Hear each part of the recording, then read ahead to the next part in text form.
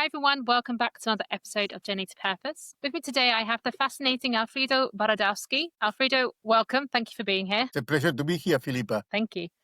First, very easy question is where in the world are you? Well, I am here 20 minutes outside of New York, up north, and on the county of Westchester, and within Westchester, the city of White Plains. And I live 25 minutes from Manhattan on a train, but I only go twice a year. Do you know what? I live 25 minutes from London on a train, and I only went about twice a year as well. So I get that. I don't need the craziness. I don't need the parking problems. I don't need, I bet. I have everything I need where I live. I don't need to go to the nightmare. I understand that people come to enjoy the city as tourists. I wish them great. Well, but I don't need that. I hear you. I now live in a forest in the UK and I have none of the city drama at all. So I completely understand. So White Plains, New York, near New York. So anyone in the area, please look out for you in the future. Absolutely.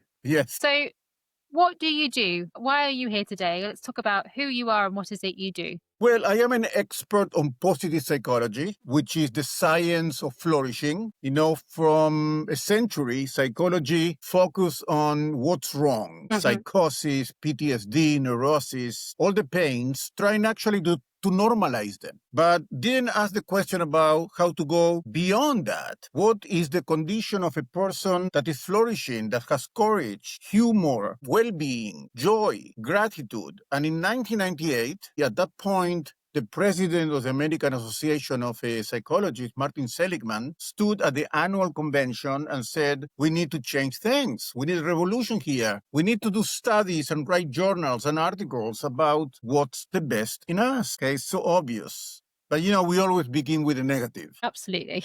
Okay, and it takes some time until we go to the positive. And in 1998, this new science began of positive psychology. Psychology today is a full science. There are doctorate, thousands of journals and articles and scientific studies. And we know, Philippa, today the mechanisms and the strategies by which to flourish. I mean, it always blows my mind. Psychology is one of my, obviously, areas of study. And it's taken us hundreds of years to get to the point where we went, why don't we think about how we be more positive in our life? Why don't we stop being negative? And of course, the brain is wired to be negative. It's a protective mechanism. We all know this. We are programmed for it. Absolutely. We know that. In the cave times, for a matter of survival, you had to think about the negative. You went out of the cave and a tiger or a bear could eat you. Then you were defensive. We still driving cars the same way we went out of the cave. Yes, we do. That part of the brain, which is amygdala, which is the internal part, the first one to develop, still as active as ever. Then we're driving cars and we think the road rage goes all the way back, that you're going to take the bear. That was for me, and if you get it, my family will not survive. And the frontal lobe, which is the rational part, was the last one to develop. Then it's the one that actually we have the least experience using. It's the new kid in the block. It is. And then we revert to the negative, always begin negative as a mechanism of defense and of survival. It's very true. And I don't know how many people know that the logic part of the brain was the last to develop. I had the conversation the other day with somebody else about evolution and the fact that 99.9% of animals that were in the world at some point, or rather are now extinct. And the fact that we're still here is actually quite a miracle, given our own predilection for the negative and for the trauma. So I love positive psychology. I think it's a really powerful tool. The negative served that well because it prevented taking unnecessary risks. It was a very good protective mechanism, but it's a double-edged sword, okay, and created a default to negativity as a matter of survival. And we know today from the studies of Barbara Fredrickson and Losada, which are the top psychologists on positivity, really the world top, and they conducted studies. For each negative emotion, you need 3 positive emotions to equate. It's a 3-to-1. Then the negative is stronger than the positive. And when I go to corporations and I work with leaders and managers, one of the things I do when they do evaluations, they need to understand that they need to first emphasize, bring in 3 positives before they go into any problems, corrections, interventions. Okay, they need that caution of raising up the positivity at least threefold for each negative they bring to the table. How is that received by people when you, especially when you go into corporations and obviously, corporates want a quick fix, don't they? They want to see results. How is that message received, do you think, in your experience? Well, in some ways, psychology is a quick fix. It's interesting. I am amazed that I am saying that. But the first thing I do at corporation, give a diagnostics on strengths, and I give a workshop on strengths, and everybody who participate knows the top 5 strengths uniquely to them of positive psychology. Okay, and we know from research that 70% of people are blind to the top 5 strengths of positive psychology. Then in a 2-hour workshop, I already give to the team the top 5 strengths to each one of them, and I do a team diagnosis of strengths. Then Philippa, in 2 hours, in just 2 hours, people move from strength blindness to strength acquisition and ownership. Okay, it doesn't take 3-4 days. And what I do immediately in the workshops, everybody in the team and the team know the strengths, I work on a specific case or challenge they have right now. Then they go from knowing the strengths to application in no time. Then actually something about positive psychology as opposed to traditional psychology is a short-term solution. It doesn't go forever. This is why it aligns itself more with coaching rather than traditional psychology. Okay, it's results-oriented, performance-oriented. I have a formula I use, which is positivity plus purpose, peak performance. The 4 Ps. Positivity plus purpose, peak performance. Then I begin with the diagnosis on purpose, on positivity, strength. Then I go into a diagnosis on purpose, and this flows into peak performance. It's not a matter of months and months and months. It's a matter of intention, application and intention and application. Happens to so you go in, you do your corporate work, and you have these top 5 strengths. But I like the fact you called out that it doesn't last forever. So how do you keep that momentum? Because again, as we discussed, you go back to the negative really quickly. So what sort do you recommend to sustain that positive approach? Every corporation, every organization I go, I leave them with a plan, sustainability plan, exercises they can do, strength applications every week. Certainly I like to keep in touch. And we have an annual checkup for our health, okay? And I think the corporations that go through this process need, regularly check how they are doing. But I leave them with a plan, and the change is so ingrained in people. They know their strengths now. They know their purpose. These are very impactful. They really change the culture, or at least begin changing the cultures. Cultures are difficult to change, but it's impactful, and there is a follow-up plan, very active, applicable. When dealing with corporations, do you look for a critical mass of people to start the process with? Is there a good number of people obviously we look at change champions, we look at, there's leadership, top down, bottom up. What is your view on that? Well, usually, look, I am called usually by the CEO of the vice president or the head of HR. Okay, then and unfortunately, like many consultants, we are called when the crisis already takes place. I would love if people call me and tell me things are doing good and we want them to be great, which is what we do, positive psychology, flourishing. Okay, then we want to maximize our potential. Okay, and those are the companies that are doing great, by the way. The companies that are doing great are the ones who do not wait to the crisis to execute flourishing, who are ahead of the flourishing curve. And they don't wait to invest, to fix. They invest to nourish. I have a chapter on my next book. It's called From Fixing to Nourishing. And then usually they call you because there is an emergency. And what I do, yes, I have remedies how to fix it, how to stop the bleeding. But I immediately move into strength and flourishing. I do what it needs to be done to stop the nosedive. But the work is on flourishing. And again, 70% of people do not know the strengths. If you do not know your strengths, how you can operate. Look, studies show that you know your strengths, just knowing, Philippa, you have the capacity to flourish 9 times more. And you apply them 18 times, which means that likely 70% of the people around you are working 9 times to 18 times below what they are already capable because they already have the strengths. Then people ask me, what do you do, Alfredo? I am an optometrist. I remove the blindfold from the people's eyes and end the blindness of strengths. And that's magical. The transformation is immediate. It's not months and years. It's like aha moment after aha moment. I see it. Wow, these are my top 5 strengths. I suspected it, but now I feel validated, authentic. And the next question is, when you know your strengths, what do we do with them? It moves from knowledge to action seamlessly. What kind of strengths do you see in people? Does positive psychology have some specific strength areas that it focuses on? Can you give some examples? Can you repeat? I didn't hear. Sorry. What kind of strengths do you focus on with positive psychology? Is there some set areas that you kind of pull out? Strengths? No, strengths. What strengths? There are 24 strengths of positive psychology.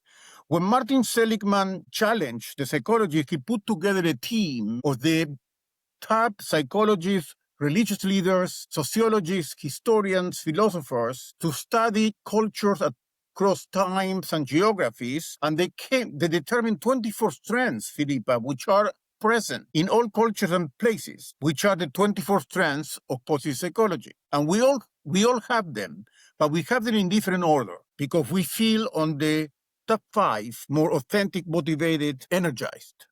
Mm-hmm. Then everybody owns them, but they don't know them.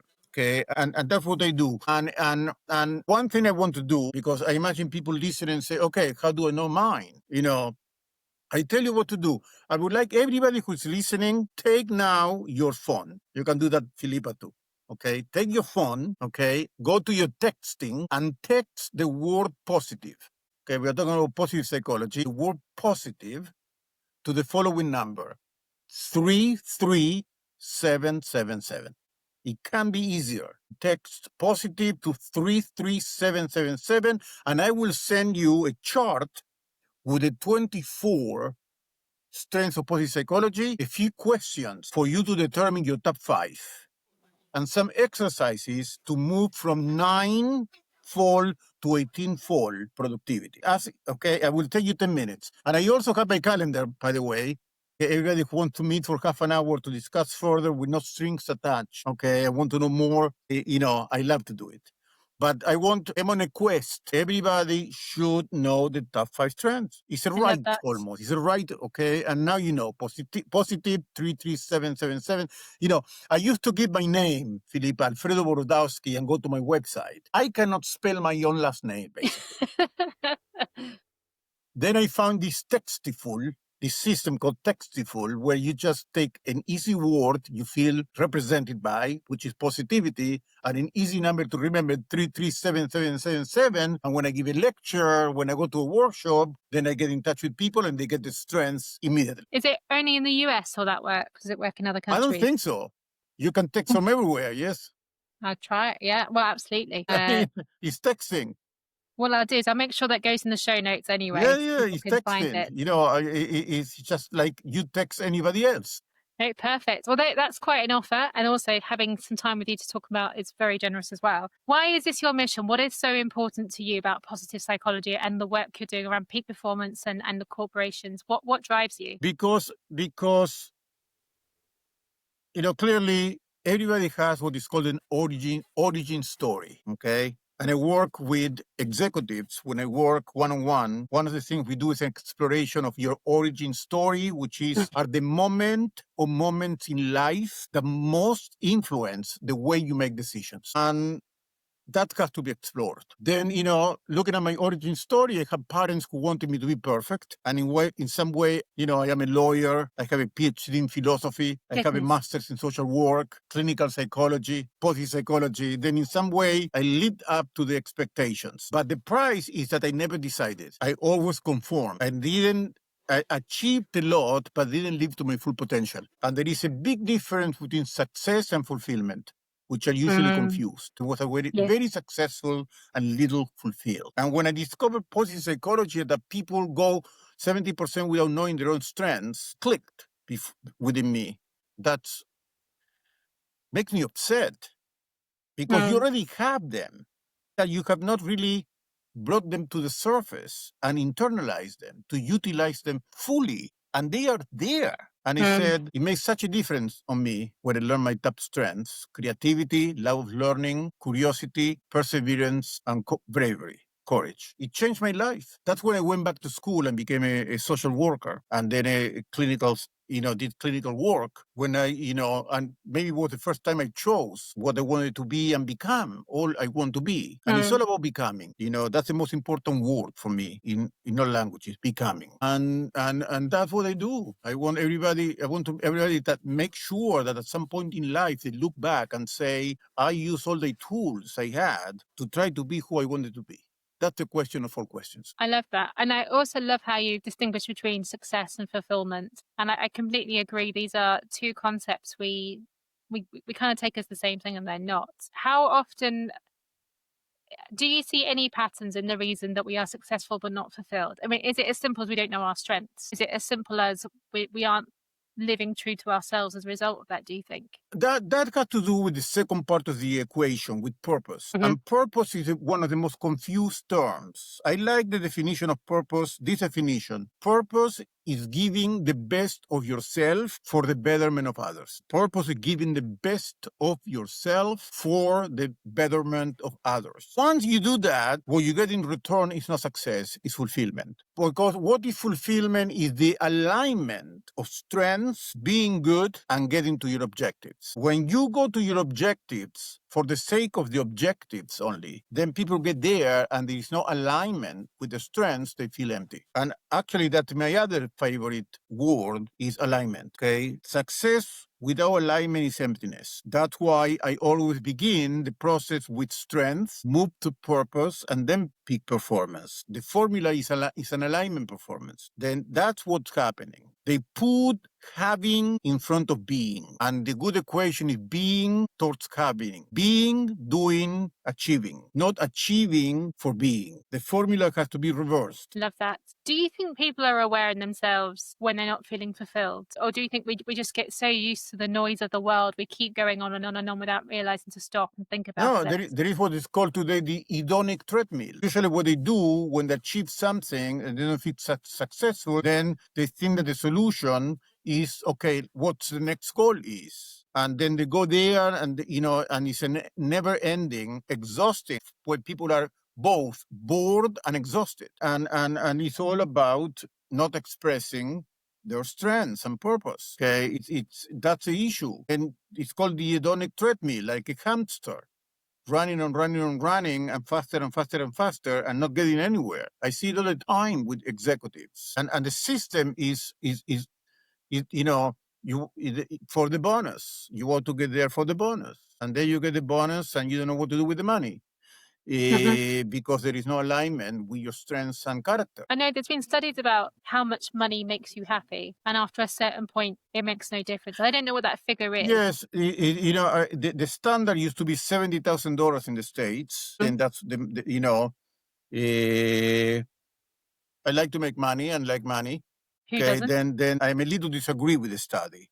Clearly what they're saying is that there is a minimum that you are not in poverty, okay? But to be honest, you have more money, you have better doctors, okay? You can take more vacations, okay? And more comfort, okay? They never discourage people from having more money, okay? And when I go to corporations, I want them to have more money and to make more money and to pay more money. But that's not the goal. That's what I'm saying, okay? Money in itself. But I want people to be successful, have a comfortable life. Remember, this is positivity, purpose for peak performance. Peak performance is the end, okay? Through well-being, flourishing, etc., alignment of strengths, character, and results. But I want people to succeed, to fulfill their dreams, to feel comfortable, to have extra to spend, okay, in what they want. Yeah. I think to me, it links nicely back to Maslow's hierarchy of needs, right? You need to have that base level of comfort. But in the world that we live in, I know in the US and the UK, there are in some places cost of living challenges, and I don't think I could put a number on what good Yeah, looks like.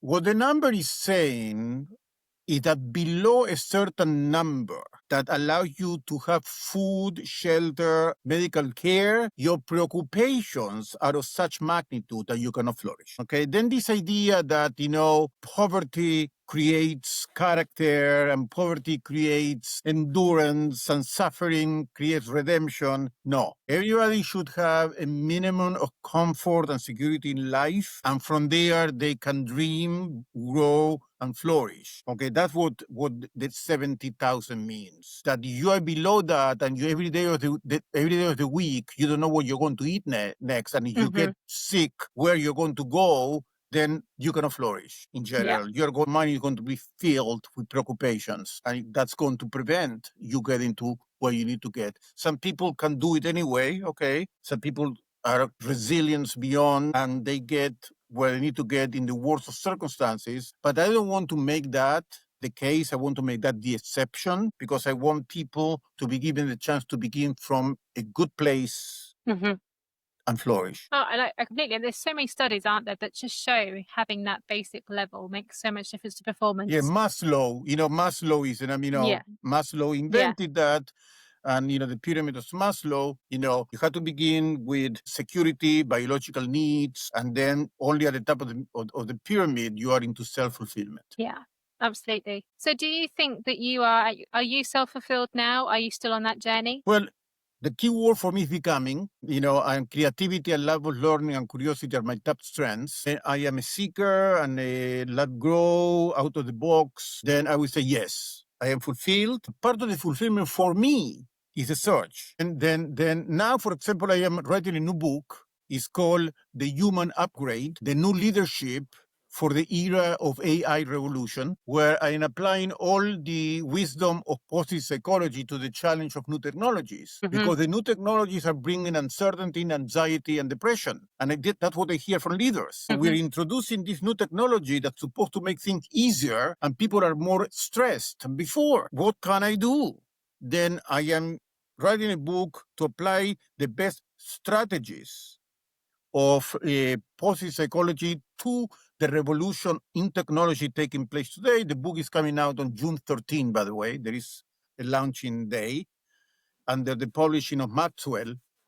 John Maxwell, for those who know leadership, they will recognize who John Maxwell is, the father of leadership in America and maybe worldwide. That's what I am doing today. Positive psychology, strengths, purpose is great for times of uncertainty, depression, and anxiety. That's that. June 13, 2026. June 13, that's what I am targeting, aiming. That sounds exciting. And I think it's a really interesting one, the AI tech challenge. January 13th. Oh, January January. 13th. Fine, that's good.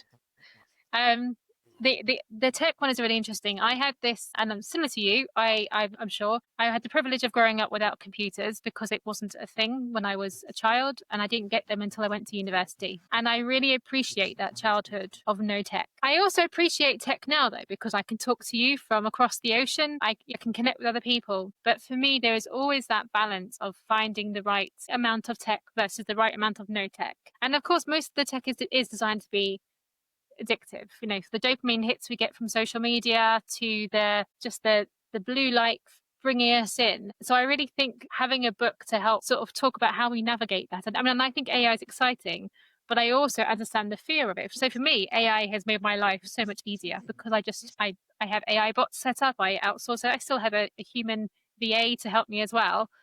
But, there's lots of things I can do faster, quicker without thinking about it. But if you were the person who were doing these jobs previously, it must be a terrible time. And my husband's a prime example. He has been a software developer most of his life. And he never loved it anyway. He did it for a job. But now he's like, there's no point. Because when you combine, the younger generation with AI, someone like him in his late 40s, he said, I can't keep up. But he also says, I don't want to keep up. But he's currently retraining. That's okay. But there's a lot of anxiety there. I can completely understand. There's a name for it. In one of my chapters, I define it and explain it. It's called techno stress. Okay. Then we just do not have the capacity to adapt to the speed in which the technology is developing. We just can't adapt. We cannot keep up. It's a source of constant frustration. Needless to say that we feel replaced by this technology. Okay. And it is a redefinition of who is human. More and more technology resembles us. The question of what is left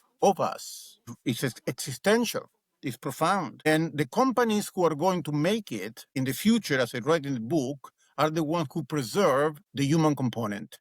What's going to happen is that as technology grows, the human component is going to become more scarce and more valuable. There is going to be a revaluation of the human. It's going to be as anything that we have less of it is going to be more valuable. And the companies who understand that are going to flourish. I saw that, by the way, interestingly, I've been following the case of Starbucks, and the new CEO, Nichols, this week announced something, a new strategy. Starbucks opened lately a lot of pass-through coffee, places where you just drive through. Yeah. Okay. Yeah.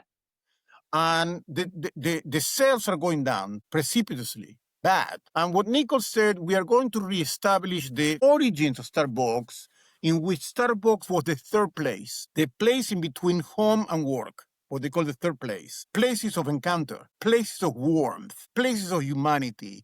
And what they're going to do now, they're going to enlarge the stores again, put more tables, make it more cozy, okay, and go back to the human connection, the belonging. That's great strategy. That's what we want. And the companies who understand that will be at the head of the game, because we know from studies that well-being of the employees translate into performance and results. It's not just being nice. When I tell to executives, here you are nice and make more money, and they're not contradictory. We have the science. Win-win. I love that. I think, so when the pandemic happened, for the first time in my life, I worked from home. I was very lucky I got to keep working because what I did. And I really enjoyed the experience because I'd spent years traveling. The UK obviously isn't big, but for us, I was traveling to London or to Manchester or sometimes to Scotland. That's 2, 3, 4 hours, which for us is quite a big commute. And I enjoyed it. And I live in a forest as well, so I didn't have the stress of the pandemic. But now I need people. Like I enjoyed it because it was new. I enjoyed it because I hadn't done it before, and I enjoyed it because sometimes it's nice to be at home doing your own things. But my constant struggle now is finding that balance between being with people, having that connection, versus sometimes I just have online work to do that I don't need to be around people for.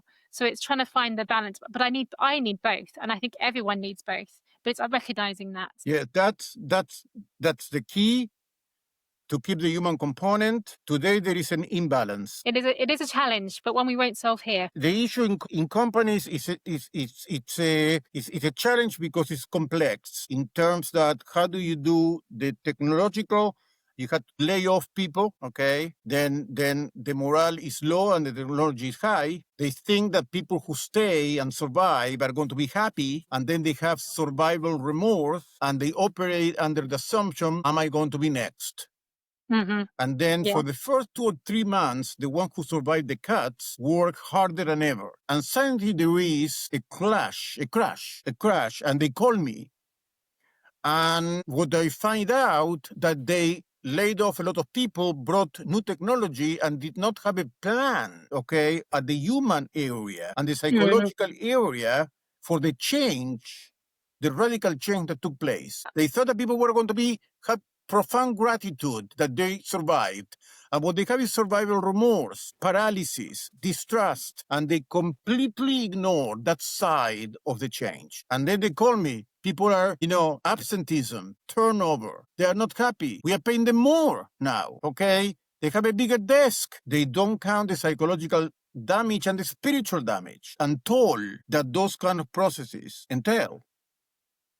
You remind me of the very first conference I spoke at, which was in Detroit, and it was actually an agile conference, agile methodology. And I was talking about how you apply agile in an entrepreneurial environment and in different companies. And this lady asked me a question at the end, and she said, "In our company, we rolled out agile practices. We had beanbags, we had tennis tables, we had different things." I said, before this, we never had a problem. But afterwards, people didn't get on anymore. And I said to her, the very simple question was, did you talk to the people about what you were doing and why you were doing it? And did you find out if they wanted these changes, or did you help them on that change journey for how these things will benefit them? And of course they hadn't. They just gone, here's the new trend, let's do it.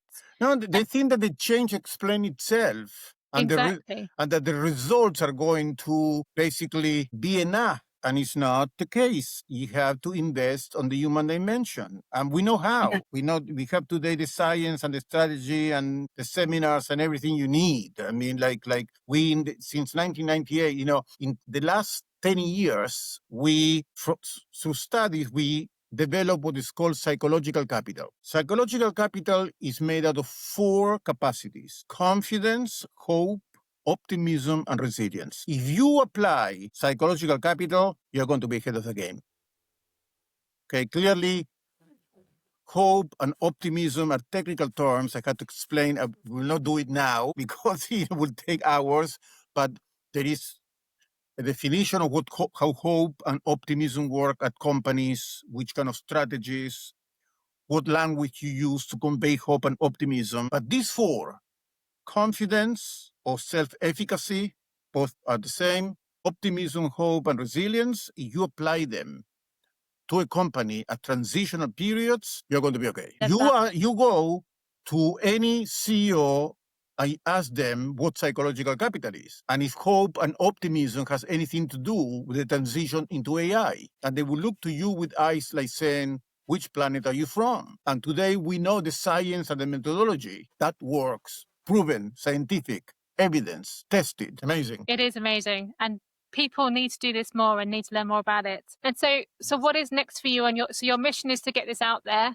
Have you got anything else lined up apart from your book, or are you just focusing on your book for now? Then look, I am spending a lot of time writing a book. I like writing. Then for me, so the chore. I think writing is difficult, but I enjoy it. I like to think. And then I'm working on the book. I'm going to do a heavy marketing. People think that writing a book is the issue. No, marketing is the issue. Okay, otherwise you're going to read.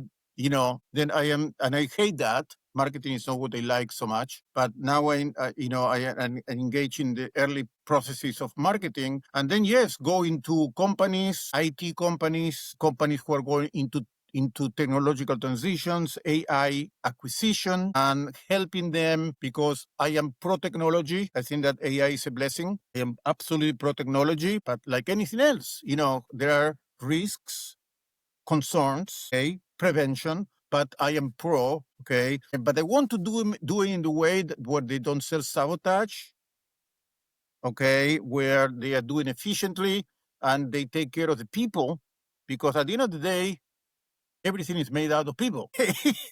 Okay, people are the center of who you are. The community of your workers, employees, okay, is a more valuable asset. And we need to be careful and delicate and caring and empathetic.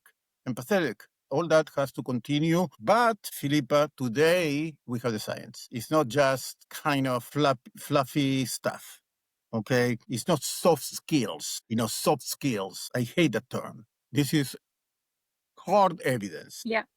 Amazing. It's well needed. Fredo, if people want to find you, obviously they can text the number 33777. Yes, positive to 33777, and there you have my calendar.